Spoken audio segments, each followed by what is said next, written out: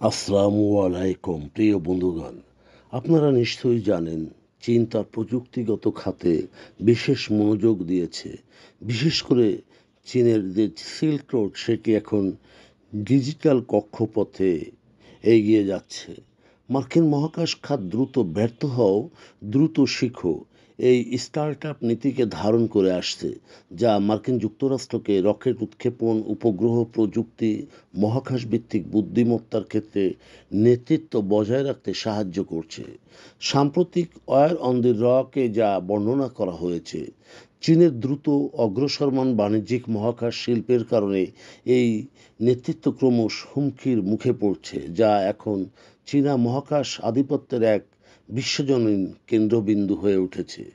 চীনও যদিও 1958 সালে মাওয়ের আমলে দুটি বোমা একটি উপগ্রহ উদ্যোগের মাধ্যমে 1970 সালে DFH-1 উপগ্রহ সফল উৎক্ষেপণে গত কয়েক দশক কৌশলগত পরিবর্তনের মুখোমুখি হয়েছে।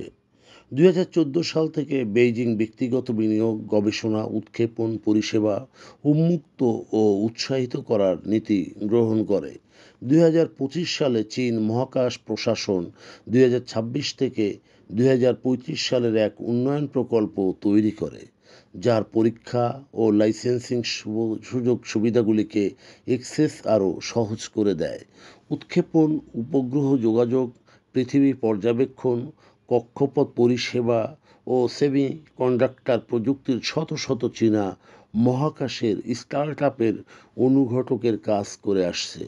অনেকেই সামরিক প্রয়োগের সাথে ঘনিষ্ঠ যুক্ত দ্বৈত ব্যবহারের সিস্টেম পরিচালনা করে। ক্রমবর্ধমান বাস্তুতন্ত্রে মার্কিন যুক্তরাষ্ট্রের সাথে ব্যবধান কমাচ্ছে।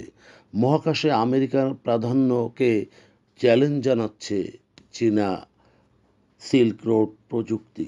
সাংহাই স্পেসকম, চায়না স্যাটনেট, হুয়াওয়ে, হনকিং টেকনো এবং জিম্পেস সহ চীনা সংস্থাগুলি আগামী দশকে প্রায় 54,000 উপগ্রহ উৎক্ষেপণ করবে, যাতে আর্থ অরবিট লিও ইন্টারনেট সংযোগ প্রদান করা যায়। সাংহাই স্পেসকমের থাউজেন্ড সেলস নক্ষত্রমণ্ডল ইতিমধ্যেই 90টি উপগ্রহ উৎক্ষেপণ করেছে। 2025 সাল নাগাদ আরও 648টি উৎক্ষেপণ করবে। ব্রাজিল, থাইল্যান্ড, মালয়েশিয়া এবং কাজাখস্তান সহ অন্যান্য দেশে বেইজিংয়ের ডিজিটাল সিল্ক রোডের প্রভাব ও চুক্তি রয়েছে।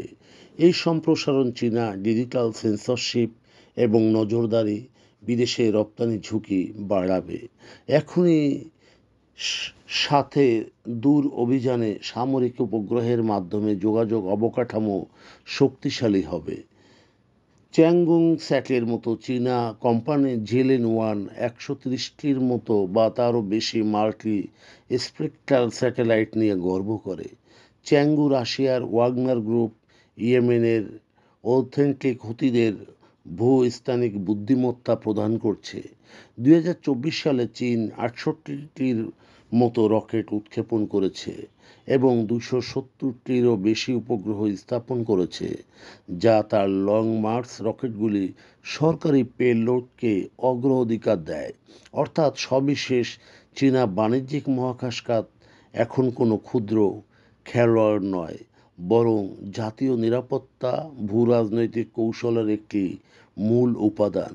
যদিও মার্কিন যুক্তরাষ্ট্র এখনও এগিয়ে, তবুও তার নেতৃত্ব হারানোর ঝুঁকি ক্রমশ বাড়ছে। বন্ধুগণ, যদি আমাদের এই তথ্য গল্প আপনার ভালো লাগে তাহলে লাইক এবং শেয়ার দিন, এবং আজ আমাদের সঙ্গে থাকার জন্যে ধন্যবাদ। আমাদের ফলো দিন এবং সাবস্ক্রাইব করুন।